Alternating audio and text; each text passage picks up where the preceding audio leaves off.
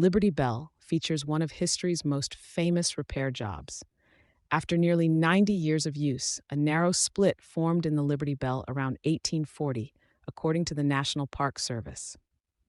When the city of Philadelphia sought to repair the bell in 1846, metal workers actually spread the crack further, using a technique called stop drilling to restore the bell's tone.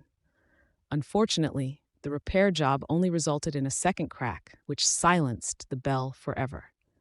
No one living today has heard the true original sound of the bell. It's technically a sign of damage.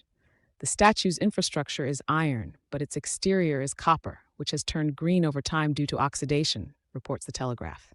However, that green coating protects the statue from further damage and deterioration. Originally, the statue was a true copper color.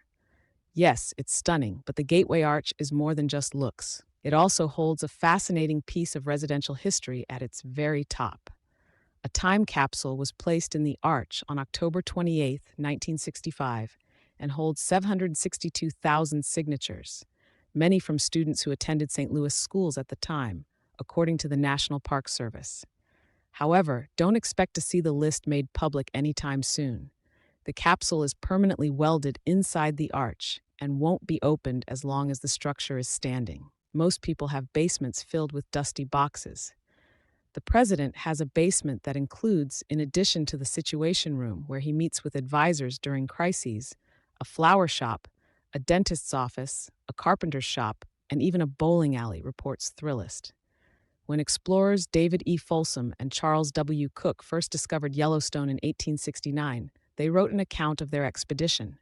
However, it was difficult for them to sell it because magazine editors thought it was too far-fetched, reports National Geographic. Still, Yellowstone was established as a national park 3 years later, before Wyoming, Idaho, and Montana were even states, and soon drew throngs of visitors. It's actually not as difficult as it sounds. In fact, part of Niagara Falls will be turned off in the next 5 to 7 years, so engineers can demolish two 115-year-old bridges that span above the Niagara River and are past their useful lives, reports Wired. A cofferdam will be constructed between the upstream tip of Goat Island and the United States mainland to enclose the flow of water and pump it out, reducing water headed to American Falls, one of 3 waterfalls that make up Niagara Falls, to a trickle. Graffiti isn't exactly a phenomenon of modern society. The Washington Monument was still under construction when Civil War fighting broke out, and Union soldiers who were posted there carved their names and drew pictures onto the monument, according to CNN. You can still see the markings today at the monument's base. The distinguishable color of the Golden Gate Bridge actually came about partly by chance. In the 1930s, Irving Morrow, the Golden Gate's architect, noticed that red-orange primer had been painted on some of the steel, according to NPR. At the time of the bridge's construction in the 1930s, most bridges were black or silver, but Morrow convinced the Department of War, the permitting agency at the time, that the entire bridge should be painted in the bold hue. The name of the now famous paint color? Simply International Orange. Mount Rushmore is one of America's most distinguishable landmarks, appearing in numerous movies and TV shows. One thing you never see among the Founding Fathers' faces: a door.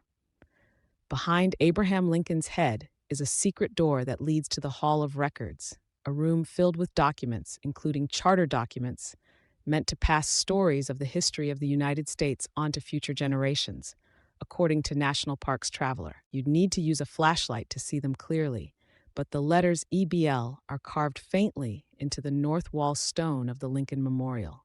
According to CNN, the letters stand for Evelyn Beatrice Longman, who carved the ornamental border around the memorial. Longmont was a protege of Daniel Chester French, who was the director of the memorial project.